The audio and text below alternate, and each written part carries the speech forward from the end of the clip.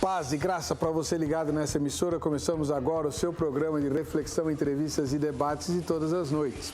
Hoje nós vamos conversar sobre uma das muitas historinhas cabeludas que a Bíblia traz. A Bíblia é um livro único, né? E há histórias bastante instigantes nela. Aliás, ela tem abundância desse tipo de coisa.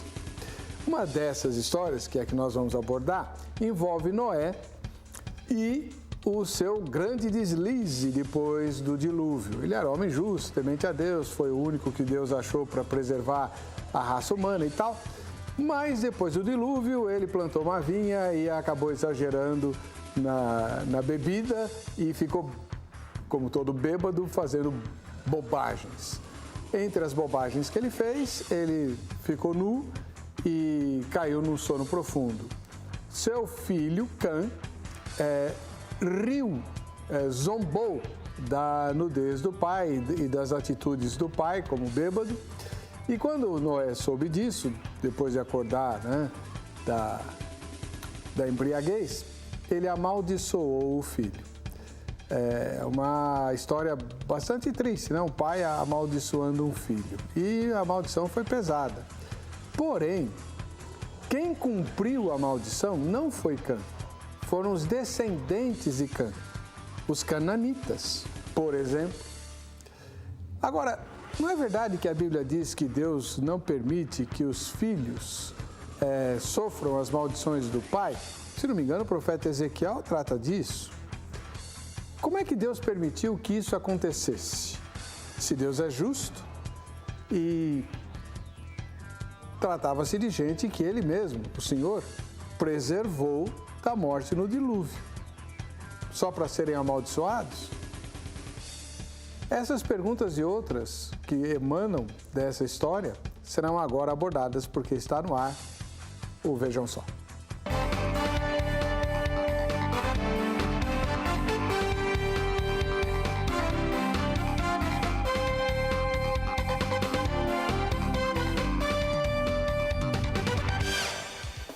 Olá, em nome da Academia Teológica da Graça de Deus, a Grade, iniciamos essa edição do programa Vejam Só.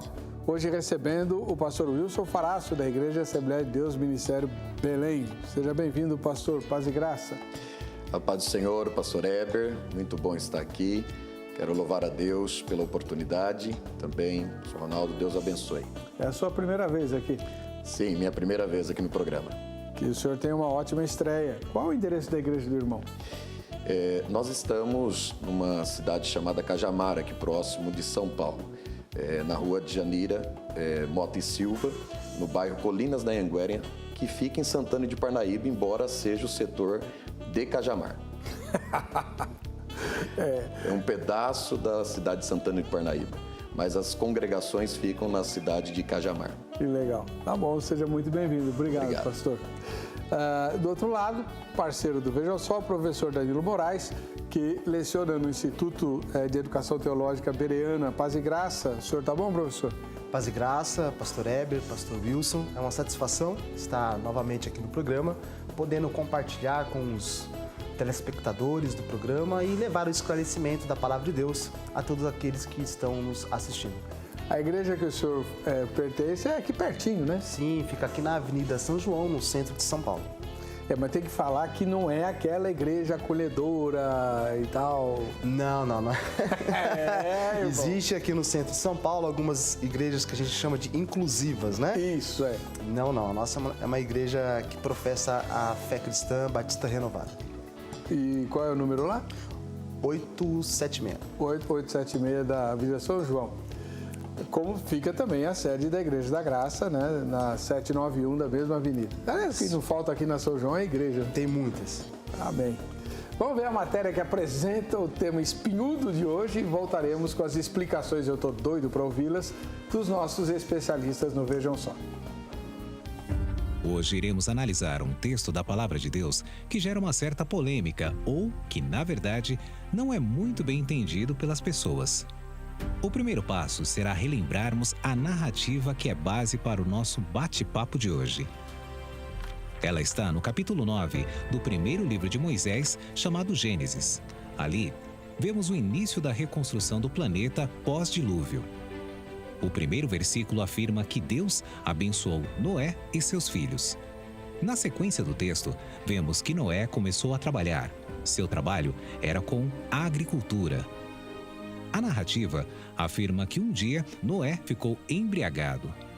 Então se colocou nu dentro de sua tenda. Seu filho Cã viu e foi falar para seus 2 irmãos. Sem e Jefté tomaram cuidado para não verem a nudez do pai. Inclusive, com uma capa cobriram Noé. Quando despertou, Noé ficou sabendo da história. Agora entra a nossa dúvida de hoje. Vamos juntos ler o versículo 25. E disse: Maldito seja Canaã, seja servo dos servos a seus irmãos. A pergunta é: por que a maldição foi para Canaã? Quem errou? Não foi Cã? Foi justo Deus deixar que a maldição reservada para Cã se cumprisse em seu filho mais novo, Canaã? Sobre esta maldição, podemos afirmar que ela não tem relação nenhuma com a cor da pele, ou ainda com questões relacionadas ao homossexualismo. O que chama mesmo a atenção é que Cã não é alvo da maldição do pai. Algumas possibilidades podem ser exploradas. Primeira delas: como Deus abençoou Noé e seus filhos. Isto está escrito no versículo 1. Logo, Noé não teria como amaldiçoar uma pessoa que é alvo da bênção de Deus.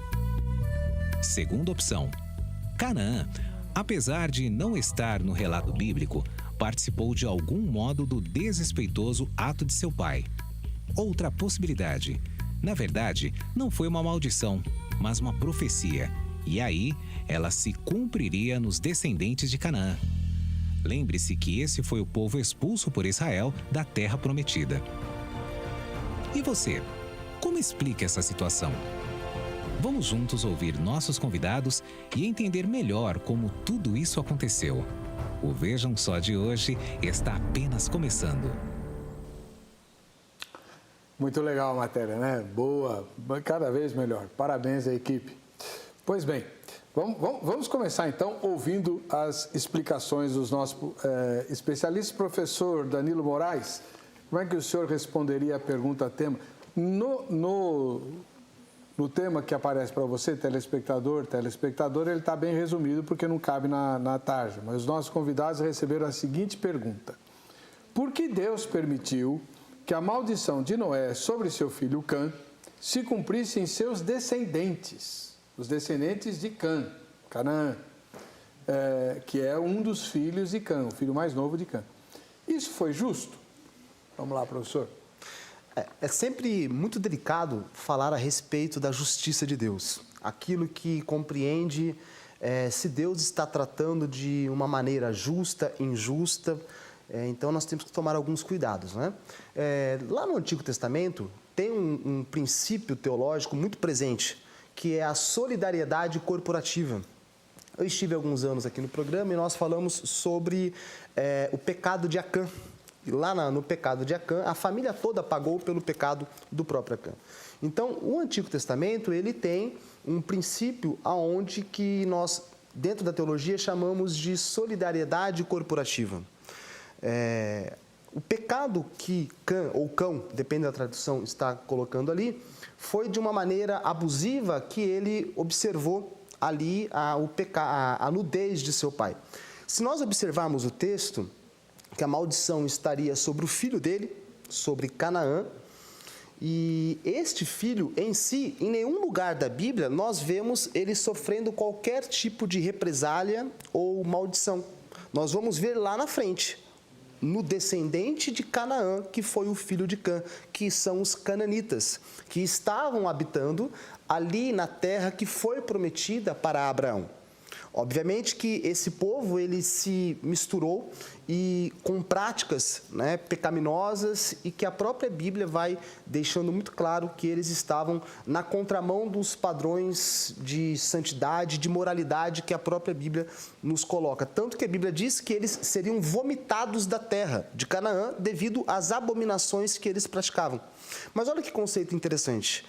A Bíblia também diz que o povo de Israel, quando estava em Canaã, eles também seriam vomitados da terra, porque eles estavam andando em pecado. Então, veja, Canaã, ele sofreu esta maldição não como que algo fosse transmitido espiritualmente, geneticamente, dentro da linhagem, né? Mas sim porque eles perseveraram na prática pecaminosa de Cã. Então, o que nós observamos é que Canaã e a sua descendência, eles propagaram práticas pecaminosas. Então, nós podemos dizer que esta maldição de Noé é como se fosse um prenúncio profético de uma maldição. É como se o Espírito Santo estivesse colocando nas palavras de Noé algo preditivo sobre aquilo que ele já sabia na sua onisciência de um povo que estaria habitando numa terra que foi prometido para o povo de Deus e que estaria andando em práticas pecaminosas. Então, de uma maneira, Deus profeticamente coloca em Noé essas palavras que ele já sabia que estariam se perpetuando dentro da linhagem de Cã, através de Canaã e de seus descendentes, os cananitas. Muito obrigado. Esse foi o professor Danilo Moraes, do Instituto de Educação Teológica Bereana. Agora nós vamos ouvir o irmão pastor Wilson Faraço, da Igreja Assembleia de Deus do Ministério Belém, em Cajamar. Em Cajamar. Vamos lá. Bom, pastor Heber, aliás, parabéns pelo anunciado aí, realmente ficou bastante aberto e até facilita a gente trafegar aí dentro dessa pergunta.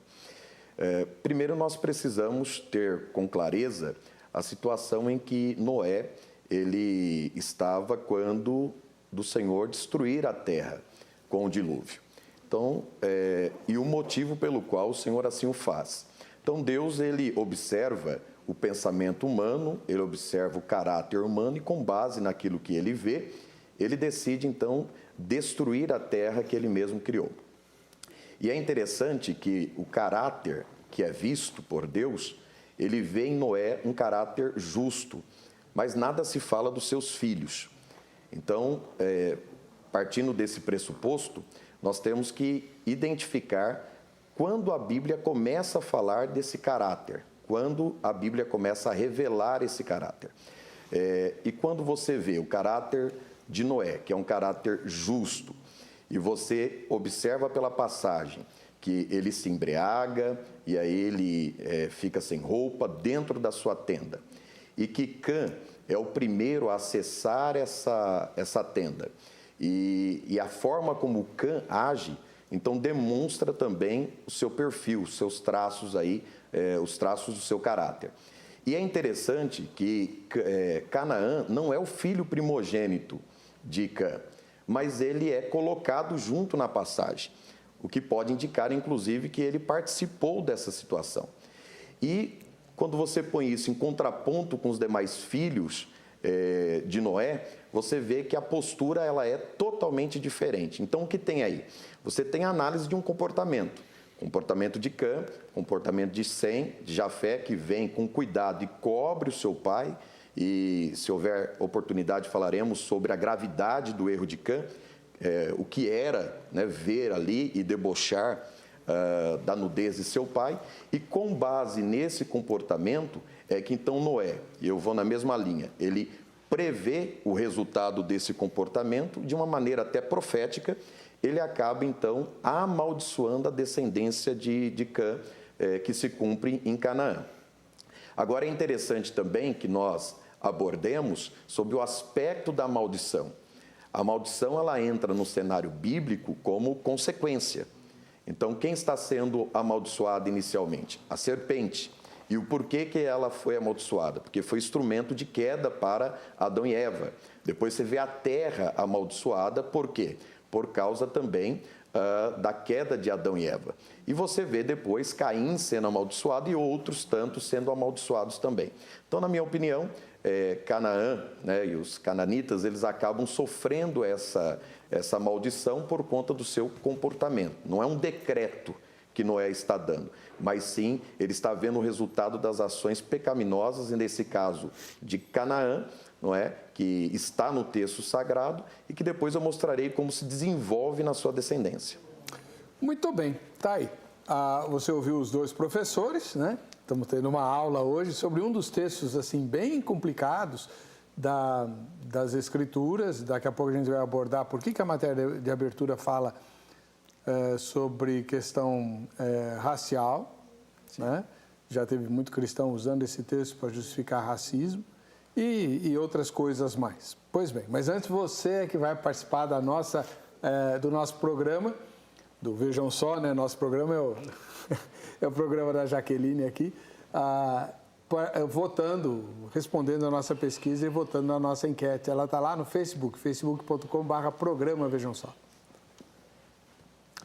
Os descendentes de Cã sofreram a maldição que Noé lançou sobre seu filho, embora este foi quem errou, o filho de Noé quem errou, né? Em sua opinião, isso foi justo? Sim ou não? Na sua opinião, foi justo ou não? Tá? Sim ou não? A gente vai ver o resultado parcial dessa pesquisa ao final da gravação.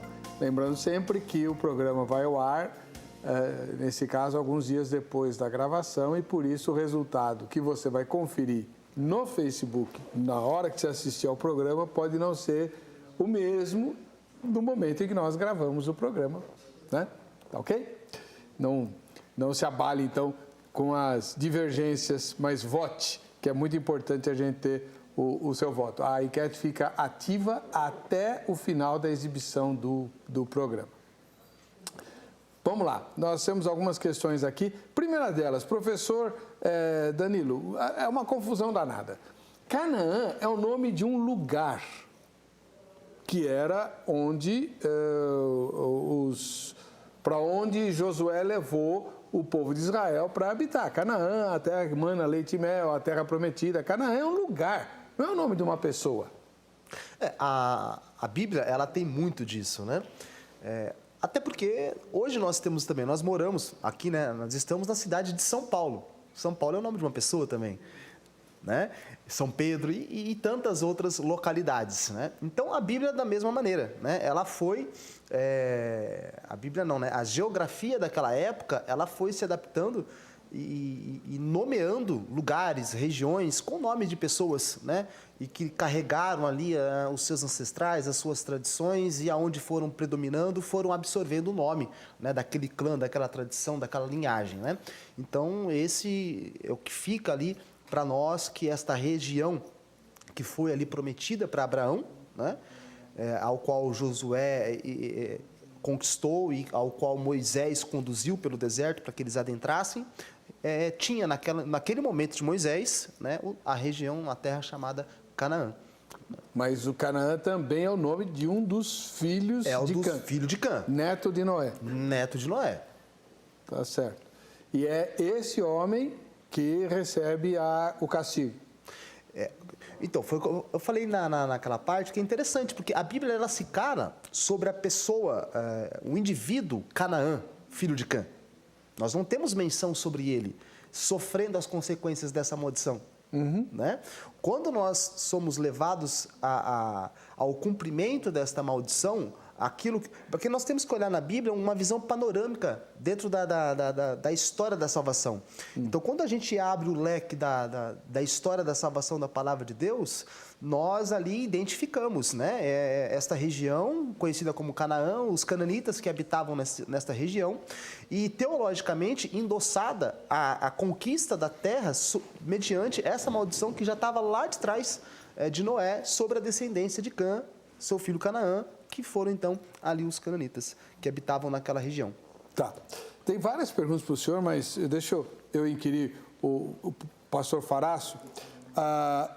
Pastor, uma das questões mais delicadas da leitura desse texto, eu já ouvi várias interpretações, assim, ou várias opiniões que coincidem com a seguinte ideia: ver a nudez implica em algum tipo de relacionamento sexual. Até porque a própria Bíblia usa esse tipo de linguagem, né? Por exemplo, não é lícito ver a nudez da cunhada, certo? Ou do filho da esposa, né? Por aí vai. houve algum tipo de relacionamento sexual entre Cã ou Canaã, como o senhor imagina que ele também estava na cena, e Noé? Heber, na verdade, pastor Heber, existem pelo menos 4 tipos aí de opiniões sobre essa questão que envolve a nudez de Noé. Eu anotei aqui, a primeira delas, e aí tem a ver com a pergunta, há aqui a possibilidade, e essas 3 primeiras já quero deixar claro, né, não é meu posicionamento, mas é importante que saibamos. Houve um possível eufemismo para um ato sexual, nesse caso com Noé, sendo ele até mesmo sodomizado. Com base em que pensam, né, sobre isso? Com base num paralelo, um Levítico, capítulo 18, verso 3, e o capítulo 18, 6 e 7, que diz assim: não farei segundo as obras da terra do Egito, em que habitastes, nem farei segundo as obras da terra de Canaã, e aí nós já estamos vendo um texto posterior, né? Para a qual vos levo, nem andareis em seus estatutos. Aí ele diz: nenhum homem se chegará a qualquer parenta da sua carne para descobrir a sua nudez. Eu sou o Senhor. Não descobrirás a nudez de teu pai e de tua mãe, ela é tua mãe. Não descobrirá a sua nudez. Então, esse texto, ele acaba demonstrando que descobrir a nudez é ter ali um ato sexual. Então, num paralelo com esse texto, há quem então pense, não é o meu caso, acredito que não é o nosso, que Cã, ou até mesmo Canaã, tivesse participado de um ato sexual com Noé. Mas também há aqueles que indicam, né, que esse fato de ver o que havia feito, porque observe, Noé, quando desperta da sua embriaguez, a Bíblia diz que ele viu o que Cã tinha feito. E alguns interpretam, né, que Cã teria ou castrado ou até mesmo afetado de alguma maneira física a Noé, pelo fato de ele ver. Então, portanto, veria um sinal. E uma terceira seria a teoria da equivalência, que ele teria, na verdade, tido relação com a esposa de Noé, com base em Deuteronômio 27 e 20, que diz: maldito aquele que se deitar com a mulher de seu pai, porquanto descobriu a orelha de seu pai. Então, o texto é um texto de equivalência, não é? Essas 3 posições não é a posição que eu aqui quero trilhar e que eu confio aí, acredito que não seja, né? Ou que seja real. Mas há uma quarta, que é a interpretação literal da exposição do corpo. Então, ao meu ver, esta é a forma correta de interpretar esse texto, que, na verdade, houve ali a exposição. Eu trouxe aqui se houver tempo, nós falaremos sobre a visão bíblica, a visão histórica, né? E até em alguma parte aqui as questões arqueológicas.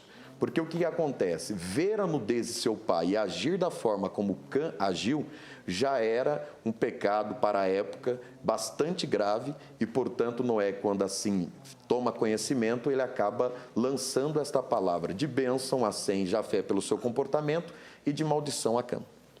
Muito obrigado, professor. O senhor é professor, né? Sou professor. Aliás, se me permite, né, eu sou professor e coordeno o curso de bacharel em teologia da FAESP, da Faculdade Evangélica de São Paulo, que é a faculdade mantida pela Igreja Assembleia de Deus Mistério do Belém.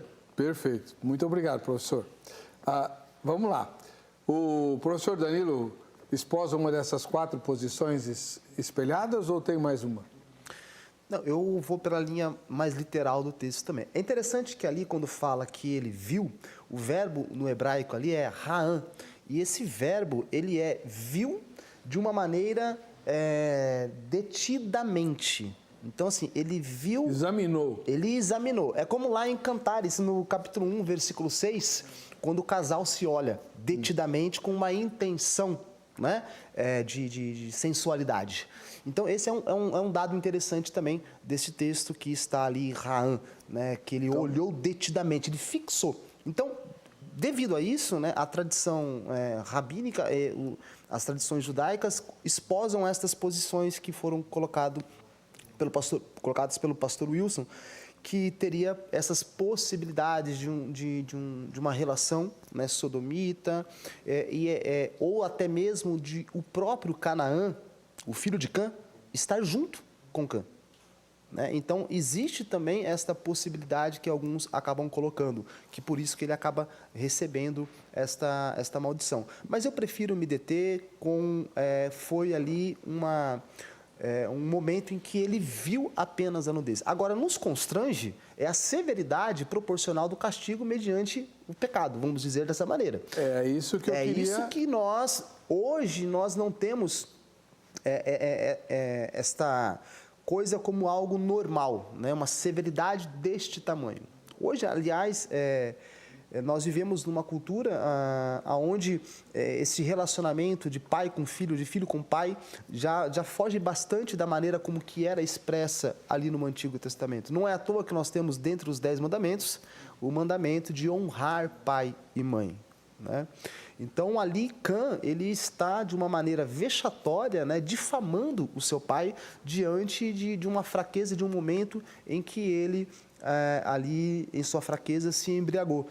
Agora, quando nós observamos, dentro da postura que o pastor Wilson colocou e que eu coloquei, que, de alguma maneira, tendo uma antevisão futura do plano de salvação e dos conflitos que Israel teria pela terra, em Canaã, Deus providenciou que lá atrás já estivesse de uma maneira embrionária, né, delineado o que estaria acontecendo com a descendência de Canaã. Então... Bem, é isso que eu ia perguntar para o senhor, pastor Faraço. O ato de Noé, porque assim, o texto sagrado fala de maldição, né? Sim. Ainda que tenha sido profética, mas é uma maldição. Noé não exagerou? Olha, pastor Heber, eu pretendo mostrar esse texto de uma maneira diferente. Eu não vejo que Noé teria sentenciado a descendência de seu filho ou neto. Eu não vejo isso como um decreto de Noé. Mas como todo pai, o pai ele observa a vida de seu filho, o comportamento do seu filho, inclusive o caráter do seu filho. E ele observou que, principalmente nessa passagem, que o caráter de Cã, ele estava deturpado, ele teve um desvio. E olha que interessante, dentro dessa mesma pergunta, porque a consequência que vem para esse povo não é porque do decreto de Noé, que seja um decreto de Noé, ou porque de tão somente ali a forma como Noé aplica essa maldição ou essa correção no seu filho. Veja bem, em Josué, capítulo 6, verso 22, a seguir, diz assim: Josué disse aos 2 homens que tinham espionado a terra: entrem na casa da prostituta e tirem-na de lá, com todos os seus parentes, conforme o juramento que fizeram a ela. E aí você tem lá em Hebreus 11:31, pela fé, Raabe, a meretriz, não pereceu com os incrédulos, acolhendo em paz os espias. Se fosse um decreto para a descendência, né, Raabe não teria oportunidade de sair debaixo desse decreto. E nós estamos falando de Raabe, que depois figura, inclusive, na genealogia de Jesus lá na frente. Então, imagine o quanto ela foi abençoada, não é? Inclusive na própria descendência de Davi. Então, na verdade, o que nós temos aqui é uma questão de consequência pela atitude e pelo comportamento. Veja esse texto, Jeremias 18, versículos 7 e 10. Olha o que diz esse texto. No momento em que eu falar contra uma nação e contra um reino, para arrancar e para derribar e para destruir, se a tal nação, e nós estamos falando da nação, né, de várias nações que estão ali, né, os cananeus, heveus, jebuseus, os zeus ali da região de Canaã. Então ele diz, se tal nação contra a qual falar se converter da sua maldade, também eu me arrependerei do mal que pensava fazer-lhe. E no momento em que eu falar de uma gente e de um reino para o edificar e para plantar, se ele fizer o mal diante dos meus olhos, não dando ouvido à minha voz, então me arrependerei do bem que tinha dito que lhe faria. Então veja que é uma palavra que traz a condição, é condicional.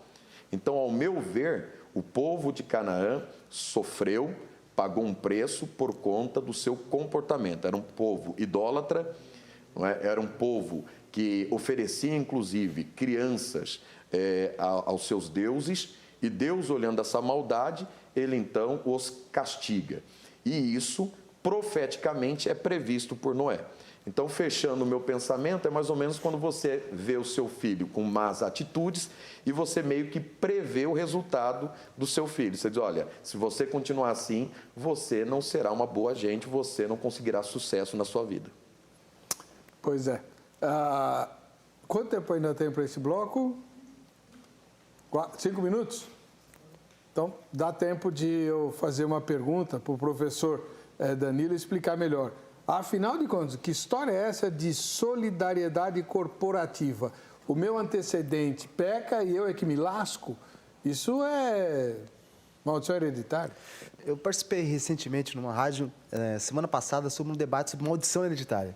E lá no texto de Êxodo fala aqui, né, Deus estaria visitando o pecado dos pais nos filhos até a 3ª e 4ª geração. Na verdade, quando a gente fala de solidariedade corporativa, é porque a cultura daquela época, eles viviam muito em clãs, em grupos familiares, né, expandidos, não é como hoje, né? Hoje cada um vive numa casa isolado, cada um num canto, numa cidade.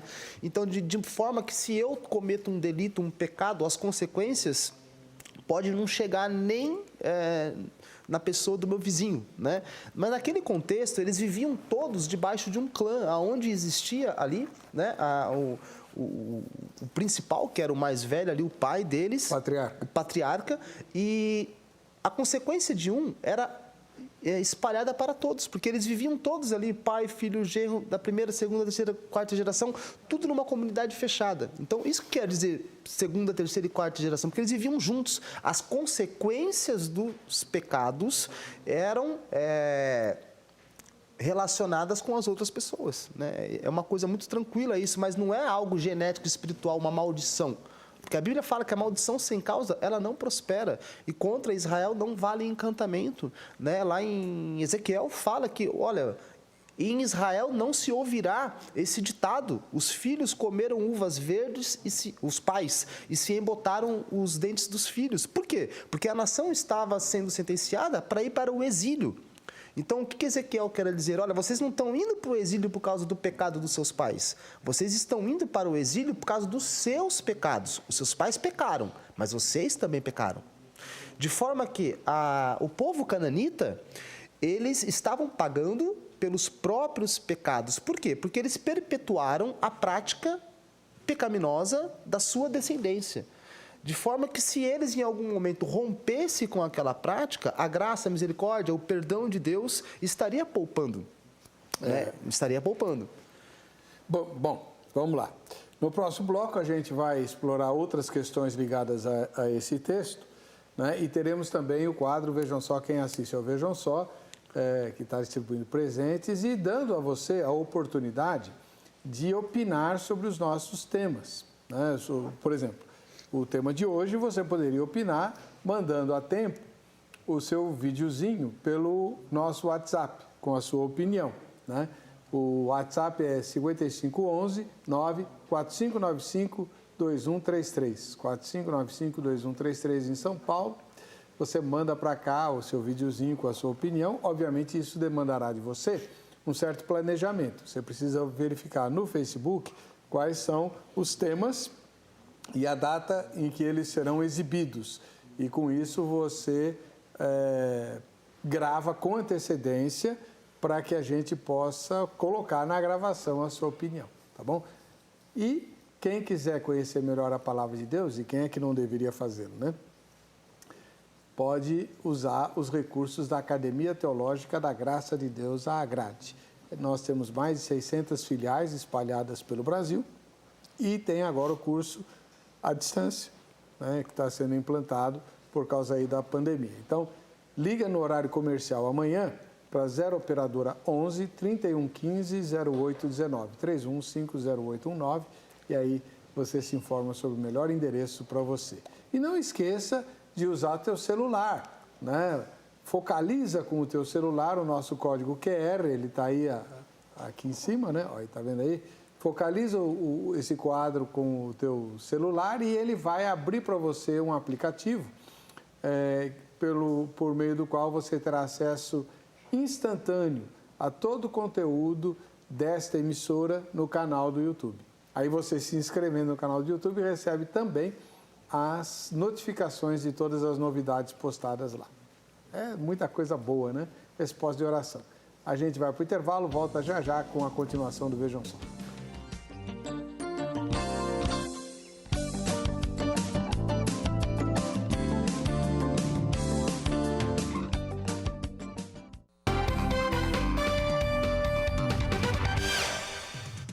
Hoje o programa Vejam Só discute uma maldição, mas agora a gente vai falar de bênção.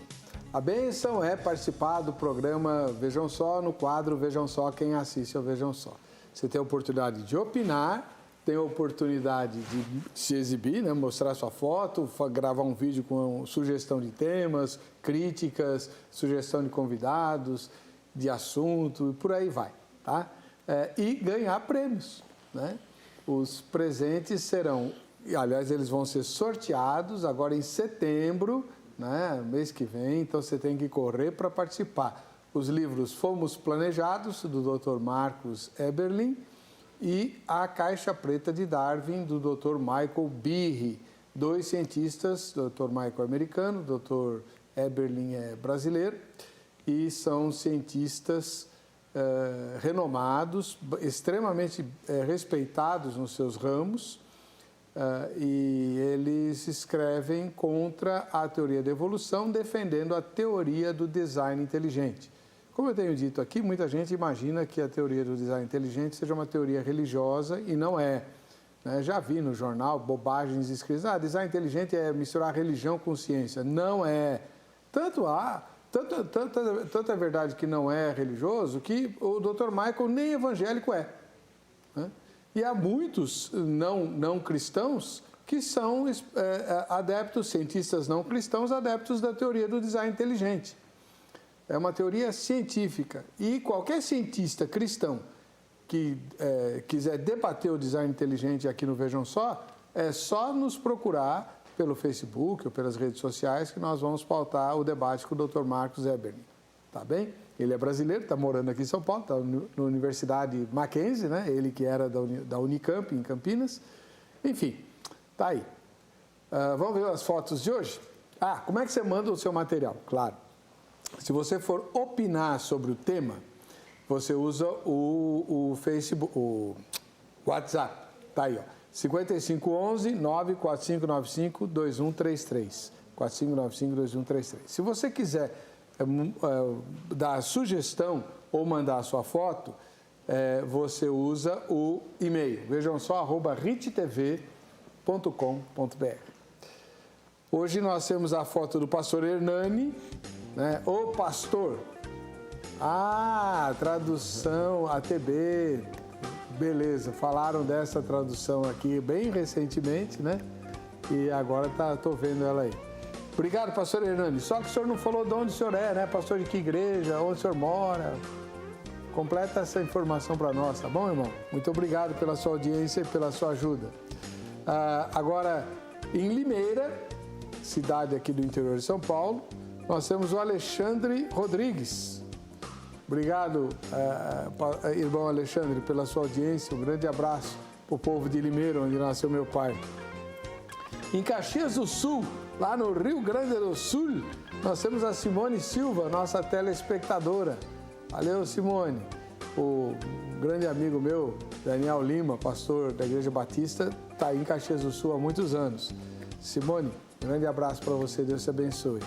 E em Uberlândia, nas Minas Gerais, Daniele Araújo é nossa telespectadora. Valeu, Daniele. Muito obrigado pela sua audiência, né? E um abração ao povo de Uberlândia. Bom, vamos lá. Vamos voltar aqui ao nosso debate.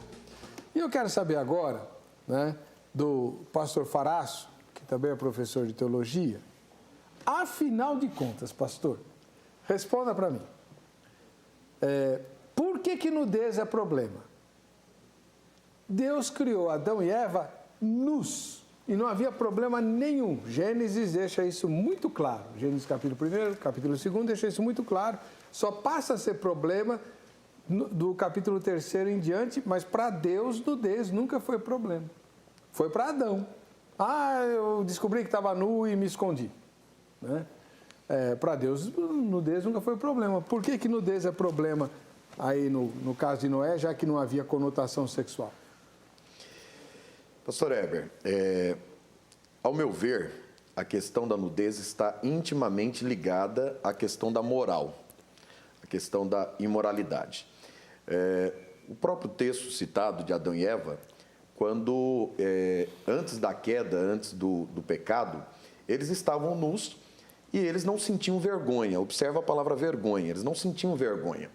Mas depois que eles comem do fruto da árvore que Deus tinha determinado para que eles não comessem, alguns comportamentos demonstram já essa questão ligada à nudez. Primeiro, eles começaram a sentir vergonha um do outro, então o corpo nu começou a mostrar a eles, não é, uma certa imoralidade, mesmo sendo só os dois, não é? Eles se escondem, eles também procuram cobrir essa nudez, então é daí que você tem já a ideia de ter a nudez coberta, né, a roupa, né, ela vem para cobrir a nudez, e Deus, quando vai se encontrar com os nossos primeiros pais, Adão e Eva, eles não estão mais no lugar que costumeiramente estavam. Então, com base nesse texto, você começa a ver que o pecado cumpriu aquilo que o próprio Deus, aliás, por causa do pecado se cumpre o que o próprio Deus tinha dito para Adão e para Eva, que no dia que eles comessem, certamente morreria. Agora, que morte é essa? Quando eu passo por esse texto, eu acho algo interessante, porque Deus disse para Adão que ele morreria, mas sequer foi Adão, e já que nós estamos falando do cumprimento na descendência, Adão não foi o primeiro a morrer. O primeiro a morrer foi Abel. Porém, que morte o texto sagrado está dizendo? Está dizendo da morte física, obviamente, que aconteceria mais à frente, Adão com 930 anos, está falando da morte espiritual, e você percebe essa morte espiritual quando ele se afasta de Deus e se esconde, e também da morte moral, porque naquele momento ele cobre a sua nudez, ele começa a ver a nudez como um pecado. A partir daí, então, é que se tem essa ideia de que mostrar o corpo é um pecado, é errado, e na concepção de Adão e Eva, eles buscaram esconder isso do próprio Deus. O senhor concorda com essa resposta, professor? A vergonha que estabelece olhando a nudez, ela tem uma outra conotação nossa para daquele tempo, né? Naquela sociedade, naquele momento, a preservação, né, do corpo, a nudez, ela tinha uma importância muito maior do que se tem hoje, né? Até mesmo se hoje nós, atualmente, formos ver, né, essas sociedades, né, esses povos daquela região que mantém uma tradição religiosa muito presente, eles cobrem grande parte do corpo, né? Agora, eu quero chamar a atenção para uma questão interessante, porque a gravidade, ela se dá, a primeiro instante, em observar a nudez, tendo como aquela palavra hebraica que eu mencionei, ra'an, que é observar detendo-se e cobiçando, mas se estende a Cã quando ele leva a seus irmãos, ele não preserva a identidade do pai. A forma como Noé, ele se comportou. Veja que interessante, Noé que venceu um dilúvio se afogou, né, em um pouco de vinho. Então isso nos traz também uma lição para que nós possamos estar refletindo sobre isso. Como que nós temos tratado a vergonha, né, o pecado dos nossos irmãos? Porque de repente nós estamos nos portando como cão, levando adiante a vergonha daqueles que caíram. E corremos o risco de sermos amaldiçoados também, né? Então, a maneira como ele se portou em levar para seus irmãos agrava a situação. Tanto que o comportamento dos irmãos, na própria sequência, é contrário à de Cã. Eles vão de costa cobrir o seu pai.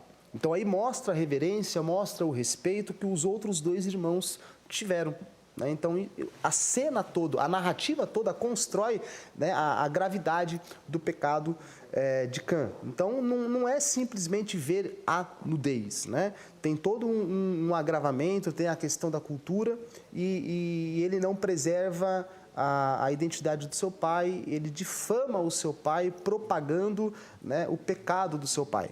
Né? Ele não honra o seu pai como deveria estar honrando. Então tá. Então agora, já que vocês dois concordaram sobre isso, vou fazer uma pergunta que não tem a ver com o texto, mas tem a ver com a Bíblia. Deus criou o homem e a mulher nus. Para Deus não havia problema nenhum e antes da queda não havia problema nenhum nem para Adão nem para Eva, certo? Ok. Aí o pecado trouxe o problema. O pecado será removido de forma definitiva da existência do universo na consumação do século, certo? Quando no novo céu e nova terra viverem apenas os remidos pelo sangue de Jesus, os nascidos de novo, que vão viver em santidade. Lá a gente vai ficar pelado? Olha, pastor Heber, na verdade nós estamos diante de uma realidade, ou estaremos totalmente diferente da que vivemos hoje. Hoje nós estamos presos à matéria.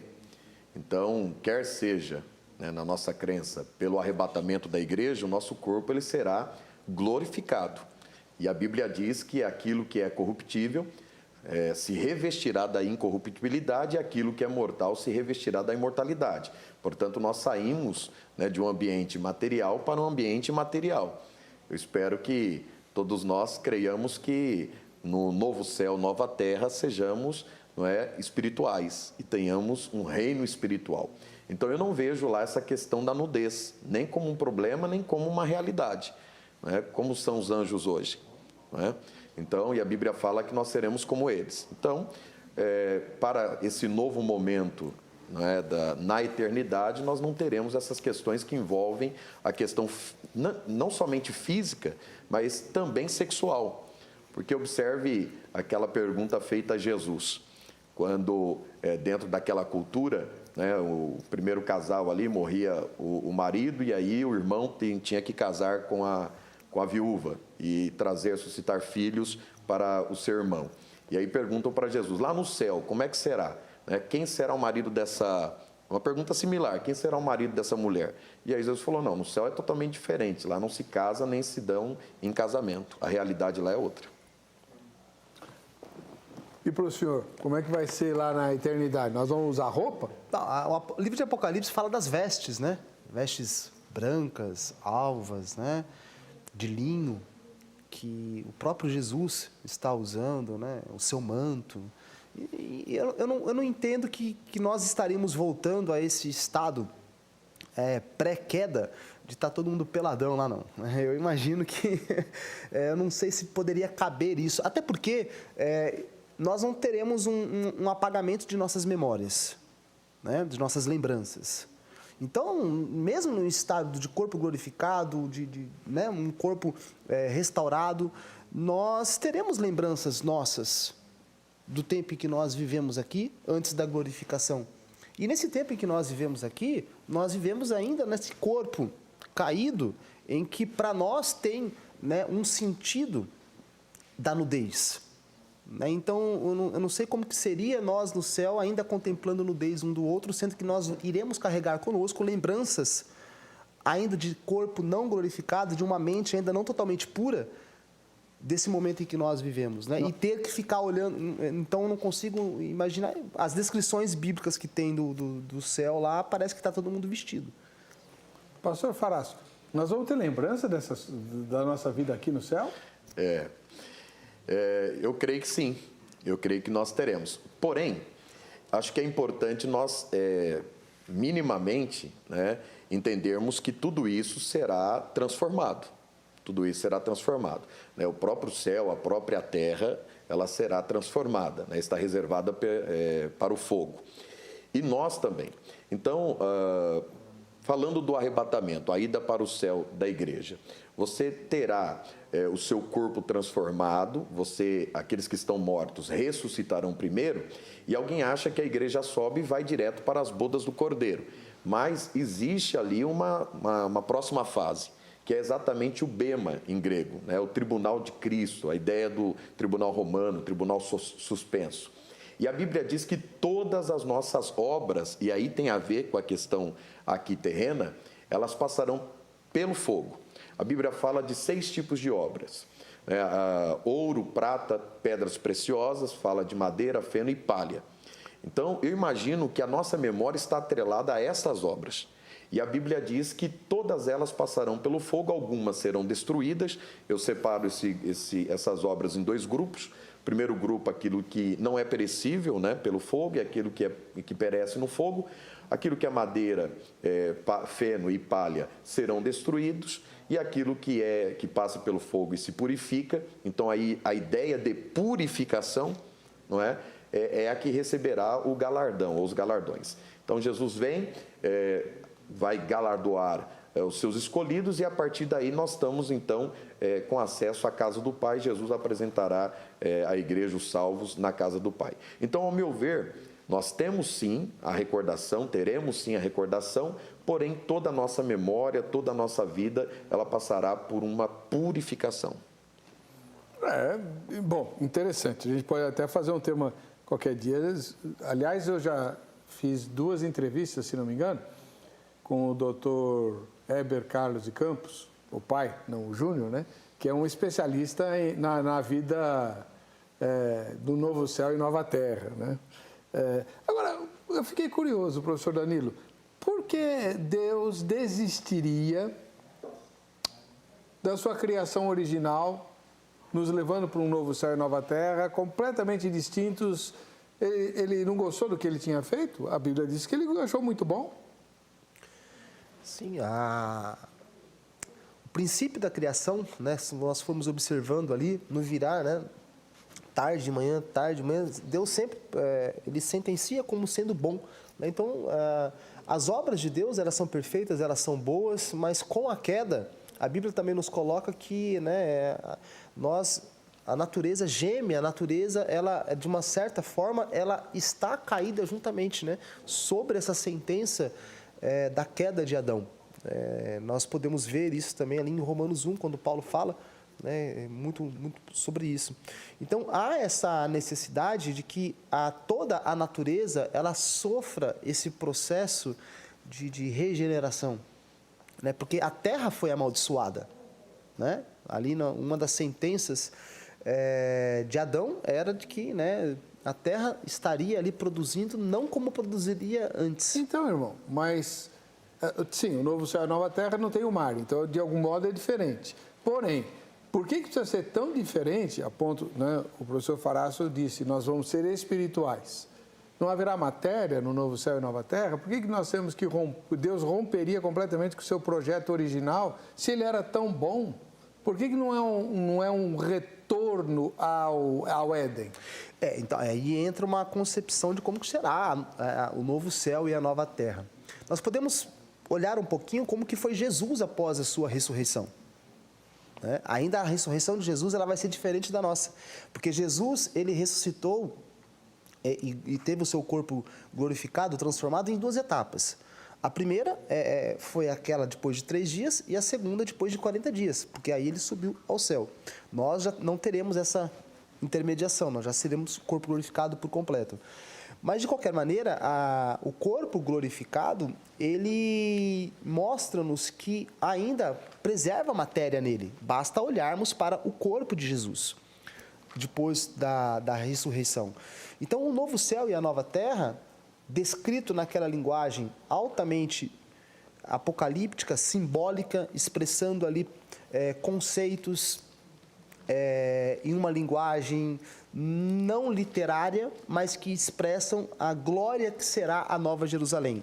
Então, não se tira que será uma terra material, mas será uma nova terra, né? Uma recriação de Deus, trazendo esta criação para um âmbito adaptado para nós que estaremos com corpos glorificados. Então, será uma terra regenerada, com habitantes com os seus corpos transformados, que seremos nós, mas ainda preservando a matéria. Vai ter matéria no novo céu e nova terra? Ou é só espírito? Sim, na verdade, Paulo fala sobre que há várias espécies de corpo, né? Você terá um corpo glorificado. Inclusive, até pegando um pouco do gancho do nosso colega, o próprio Jesus conserva o seu corpo, inclusive com as marcas, né? As marcas nas suas mãos. Quando do Amagedon, né, da parousia, quando ele volta, né, para defender Israel, então ele mostrará essas marcas. Eu sou aquele que fui ferido na casa dos meus irmãos. Então é óbvio que nós teremos um corpo, né? Agora, ninguém sabe dizer como será esse corpo, né? Será um corpo diferente, isso eu posso garantir pelo que observamos. Agora, como será esse corpo, nós não sabemos. Agora, algumas coisas a gente sabe. Vai ter vinho, porque Jesus vai beber do fruto da vide, né? Nesse momento tem um hino de Santa Ceia que fala muito disso, né? Nós vamos novamente, né, participar da ceia com Jesus ministrando. Isso é algo profundamente emocionante. Esse vinho vai embriagar, igual embriagou Noé? É uma boa pergunta, né? Mas aí nós temos alguns tipos de vinho, né? O próprio suco da vide, né? E o processo que se faz com o vinho, de você fermentar o vinho e aumentar o teor alcoólico, né, desse líquido. E, ao meu ver, na verdade, o vinho que a Bíblia fala é o próprio suco, né, o líquido que sai de você espremer ali a uva. Eu não vejo que teria essa questão de você perder a sua sanidade. Não vejo. Não tem como, né? Não tem como. Acho que seria um absurdo. Professor Danilo, eu já li gente dizendo assim, quando Noé plantou a vinha, ele não sabia da fermentação porque a natureza mudou após o dilúvio. O senhor concorda com isso? Eu ia entrar nesse ponto agora. É interessante porque quando a gente está seguindo a leitura do livro de Gênesis, nós vemos que acaba o dilúvio, né? E na sequência entra na narrativa essa história da embriaguez de Noé. Agora, se a gente parar para pensar um pouco, Noé teve que, primeiro de tudo, plantar uma vinha. E demora. Demora para nascer o fruto de uma, né, para você fazer todo o processo. Então, que a Bíblia ela, né, nos apresenta de uma maneira imediata os acontecimentos. E existe sim alguns estudiosos que lançam essa possibilidade, porque tentando preservar a moralidade de Noé, né, que é ali descrito como um homem que foi achado, né, em condição favorável diante de Deus, como que ele se embriaga dessa maneira? Então, alguns colocam que Noé ele não conhecia o efeito alcoólico do vinho, que depois do dilúvio houve aí uma alteração na natureza que produziu a fermentação e que não tinha antes. Então é apenas uma possibilidade, é uma conjectura, nós não temos como afirmar nada disso. Tá certo. Bom, falar em afirmação, vamos ver o que os nossos telespectadores afirmaram no nosso Facebook, né? Vamos lá, o Antônio Marcos, ele fez o seguinte comentário, respondendo à enquete, né? Lembrando que os nossos irmãos costumam comentar a enquete. A nossa enquete foi: os descendentes de Cã sofreram a maldição que Noé lançou sobre seu filho, embora este foi quem errou. Em sua opinião, isso foi justo? Ele responde: sim, foi justo, pois era uma condição pré-estabelecida por Deus e não por Noé. E Deus é justo e fiel, e nele não há engano. Se assim o pré-restabeleceu, assim tem que ser. Aí eu não entendi bem Aí eu não entendi o que o meu querido Marcos quis dizer, né? O Antônio Marcos. Bom, ele está dizendo que Deus é justo, fiel, não há engano. Então, se foi assim que Deus estabeleceu, assim tem que ser. O pré-estabeleceu. Então não é pré-reestabeleceu, é pré-estabeleceu. Mais ou menos na linha que o senhor está dizendo e o professor Danilo também. Não foi uma maldição. Não aconteceu de Canaã ser dominada pelos israelitas porque Noé amaldiçoou aqueles descendentes. Mas aquilo era uma profecia. Certo? Perfeitamente. Eu gostaria de achar aqui, eu anotei também, seria interessante de nós lermos, eu acho que responde essa fala aí, essa escrita do nosso nosso caro telespectador. Veja o texto de Deuteronômio 9,5. Não é por causa da tua justiça, nem da retidão do pecado que entras na terra deles para a possuir, mas é pela culpa destas nações que o Senhor teu Deus as expulsa da tua frente para confirmar a palavra que o Senhor teu Deus jurou a teus pais, Abraão, Isaque e Jacó. Então o texto é claro ao sinalizar que o motivo causa, né, de eles serem expulsos da terra de Canaã era por causa do seu próprio pecado, por causa da sua iniquidade. Então fica claro aqui.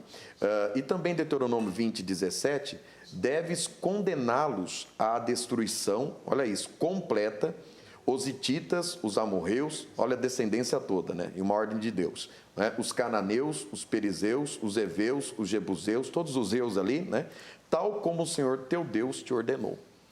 Então essa sentença de Deus tem a ver com o pecado daquela descendência, o pecado dos cananeus ali, daqueles povos que residiam naquela região.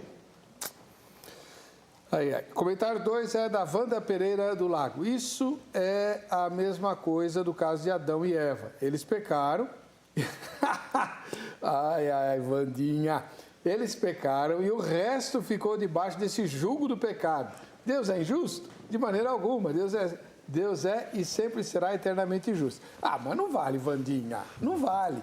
Adão e Eva pecaram. Ok. Então eles foram expulsos do paraíso. Mas eu não estava lá e arco com as consequências. Você não erra? Eu acho que eu errei milhões de vezes mais do que Adão. Né? O senhor entendeu o raciocínio da Wanda? Entendi. Aí entra um pouquinho daquilo que eu falei de conceito de solidariedade corporativa. Né? Adão como o agente ali, dentro de uma teologia, de uma linha reformada, é federalismo, né? Que a raça humana, Adão como o seu representante, o cabeça, né? Ele assume essa responsabilidade e nós acabamos herdando isso. É aquilo que a Bíblia chama de natureza pecaminosa, de que nós estamos caídos em Adão. Mas é como que nós estamos aqui já tratando, né? E muito bem colocado pelo pastor Wilson, cada um é responsável diante de si. Então, a nação cananita simplesmente estava perpetuando uma prática pecaminosa. Por exemplo, sobre Sem, que daí se originou os semitas, e os semitas são que originaram o povo de Israel. Né? O povo de Israel é um povo semita, descendente de Sem. E sobre Sem estava a bênção de Deus. E isto não poupou Israel e nem fez com que Israel deixasse de ser amaldiçoado em vários momentos de sua história. Os ismaelitas também são semitas. Também. Verdade. Então veja, ali o que nós vemos, como volto a dizer, naquele panorama geral da história da salvação. Ali, então, em Noé, está delineando alguns traços. Né? É interessante, a gente não falou aqui ainda, o próximo capítulo de Gênesis é Gênesis capítulo 10, que é a tábua das nações. Né? Nós temos ali as descendências que povoaram, né, e que deram origem às nações. Então, nós temos já bem estabelecido esses três ramos principais, que são os semitas, né, os cananitas e os jefititas. E aí nós temos o povo de Israel, o povo eleito em Sem. Aí nós temos os opositores aos planos de Deus, que são os cananitas. E aí nós temos os jefititas de Jefté, eu acho. Jefté. Jefé, né? Jafé, nenhum dos dois, Jafé. Que ali habitavam as regiões do Mediterrâneo. Que quando a gente vai para o livro de Atos, quando Paulo sai fazendo as suas viagens missionárias, ele atinge justamente estes jafitas, que ali diz que eles estariam, a bênção de Noé, que eles habitariam nas tendas de Sem. Os ímpios somos nós, que não fazemos parte parte da linhagem de Sem e muito menos dos cananitas, mas nós fazemos parte desses gentios que foram abrigados sobre a tenda de Sem. Nós somos a oliveira brava, né? Que Enxertada. foi enxertada. Bonito. Então, e o que isso traz para nós? É o quadro panorâmico. Então, a gente tem que olhar tudo isso num panorama aberto. Ali nós já temos o traço delineado de toda a história da salvação, em seus 3 ramos. É isso que nós temos que olhar, a grandeza do texto. Inclusive os réprobos, professor, representados pelos cananitas. Você fala para os não eleitos? É. A gente vai entrar num debate, não que eles foram, né, já decretados, né? Mas eles O senhor permaneceram. não é calvinista? Não sou. Ah, mas agora o seu argumento foi em cima do... Não, foi não. Ricardo Leal escreveu: não sei por que alguém tem que pagar por algo que não fez, a não ser que Deus tivesse a certeza de que qualquer um faria com o que Cã fez. Como é que o senhor responde para o Ricardo? Não sei por que alguém tem que pagar por algo que não fez. Ele não fez? Ao meu ver, na verdade, todos pagamos por algo feito, né? E não por algo não feito. Inclusive, quero aproveitar para falar o seguinte: nós precisamos olhar o desenvolvimento, o desdobramento da história. Quando nós olhamos o pecado de Caim, que matou Abel, nós sabemos lá em Gênesis 4:23 que Caim ele foi amaldiçoado, mas a sua descendência foi pior que ele. Não é? Então também teve maldição ali. Olha o texto. E disse Lameque, eu estou falando de Lameque, as suas mulheres, Ada e Zilá: ouve a minha voz, vós mulheres de Lameque, escutai o meu dito, porque eu matei um varão por me ferir e um jovem por me pisar. Olha o texto, versículo 24. Porque 7 vezes Caim será vingado, mas Lameque 70 vezes 7. Então é descendente de Caim, que recebeu a maldição e que está sendo amaldiçoado pelo seu ato. Observe que isso acontece com Cã, e aí eu quero puxar um descendente, né, que é o Nimrod. Olha que interessante, né, que foi aí filho de Cush, né, descendente de Cã. Ele foi o fundador aí do primeiro império que surgiu, todos nós conhecemos isso, mas olha que interessante, o historiador Joséfo, ele escreve o seguinte: Nimrod ameaçou vingar-se de Deus se este quisesse novamente inundar a terra. Nós temos a história da Torre de Babel. Porque construiria uma torre mais alta do que poderia ser atingida pela água e vingaria a destruição de seus antepassados. Então aí você já começa a ver que esse povo, nessa descendência, eles se rebelaram agudamente contra Deus. Desafiaram. Desafiaram a Deus. E nesse desafiar a Deus, receberam de Deus a sua punição. Pois é. Bom, infelizmente o nosso tempo acabou. Quero agradecer ao pastor e professor Wilson Faraço, da Igreja Assembleia de Deus, Ministério Belém, e ao professor Danilo Moraes, do Instituto de Educação Teológica Bereana. Quem quiser conversar com eles, tirar dúvidas, convidar para palestra, sermão, etc., o contato deles está publicado no facebook.com/programa Vejam Só, onde também está a nossa enquete, que ficou, ou que está nesse instante da gravação, com o seguinte resultado: 59% disseram que sim, né? Os descendentes de Cã sofreram a maldição que Noé lançou sobre seu filho, embora em sua opinião isso foi justo. 59% disseram que sim, ou 41% disseram que não. Esses 41% precisam estudar a palavra de Deus, que não se guia por opiniões humanas. E como você viu com as elucidações desse programa, Deus tinha razões de sobra, inclusive humanas, para punir os cananitas. Não há mistério naquilo que Deus fez com aqueles povos, que nos servem de alerta. Uma das coisas que eu tenho visto de forma muito temerária e muito temerosa hoje, entre o povo de Deus, estamos vivendo uma crise de temor a Deus. Os crentes não temem a Deus como deveriam, como a palavra de Deus mostra. E Deus virou um grande vovozão, um grande Papai Noel para todo mundo. E o Deus da Bíblia não é assim. A gente se encontra no próximo Vejam Só. Até lá.